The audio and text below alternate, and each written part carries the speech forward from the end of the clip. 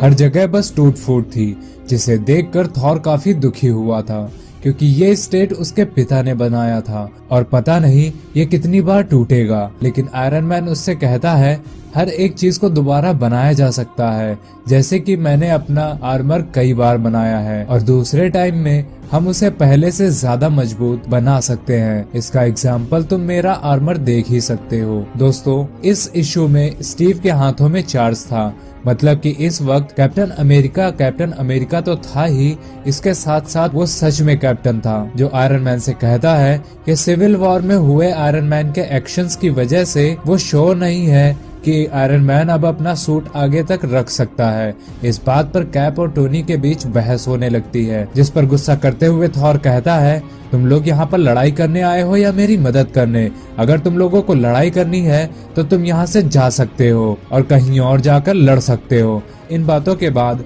Thor उन दोनों के साथ में एसगार्ड की सभी जगहों पर घूमने और उन्हें देखने के लिए निकलता है। थॉर उन्हें बताता है कि वो लोग अभी जिस जगह पर हैं वो हेमडाल की ऑब्जर्वेटरी है। थॉर को कुछ महसूस होता है और वो बताता है कि इस जगह पर सबसे पहले हमला हुआ था। टोनी कहता है क्यों? तुम ऐसा कैसे कह सकते हो?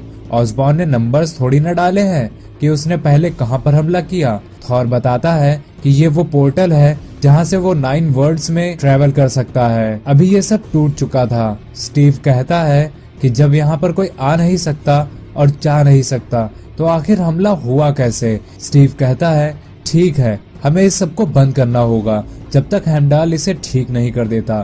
थॉर कहता है कि उन्हें एसगार्डियंस की हेल्प चाहिए होगी, इसलिए हमें उन्हें यहाँ पर लाना होगा और ब्रेक्स कहाँ कहाँ आए हैं उन्हें देखकर उन्हें ठीक करना होगा।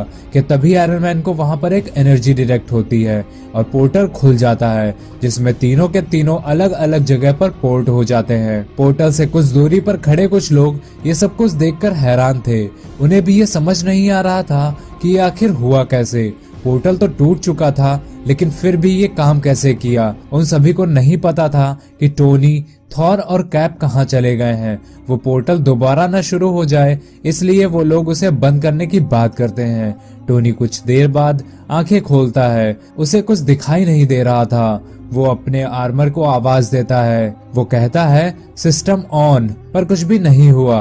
वो बार बार आर्मर को कमांड देता है, लेकिन कोई फायदा नहीं। वो अपने आप से ही कहता है क्या मैं मर गया हूँ या फिर मैं अपनी कब्र में पहुंच गया हूँ? फिर उसने अपना हेलमेट उतारा। उसने देखा कि उसके पास पर्पल कलर की घास है। वो वहाँ आवाज देता है कैप, थॉर, तुम लोग कहाँ हो? पर उसे अपने पास उस घास के अलावा कुछ और नहीं मिलता। उसका आर्मर ऑन नहीं हो रहा था, शायद उसमें कुछ खराबी आ गई थी। उसने अपनी रिपेयर किट को बाहर निकाला और अपने आर्मर पर वर्क करना शुरू कर दिया, लेकिन तभी कुछ परछाइयों ने उसे घेर लिया।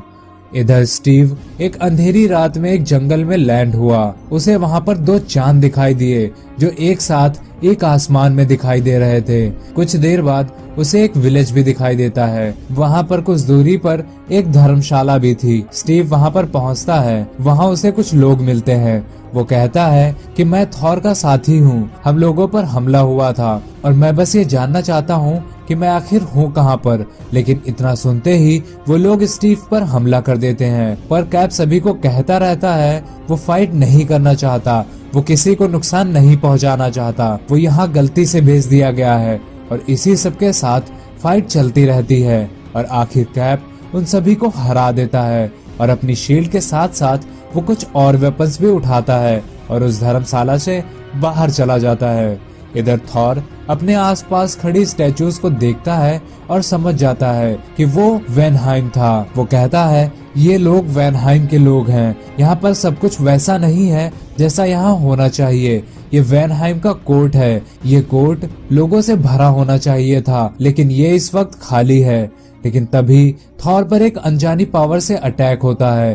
थॉर कहता है सामने से हमला करो कायर, पर थॉर पर वो पावर अभी भी कंट्रोल कर रही थी।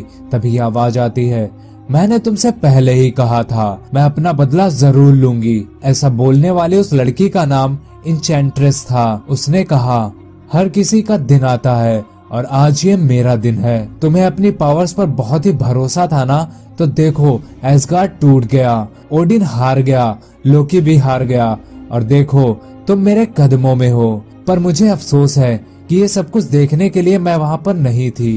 पर तुम फिक्र मत करो, भगवान ने तुम्हें मेरे पास इसलिए भेजा है ताकि मैं तुम्हें उनके पास भेज सकूं। और तुम फिक्र ना करो, मैं अपना ये काम बहुत ही शिद्दत से करूंगी।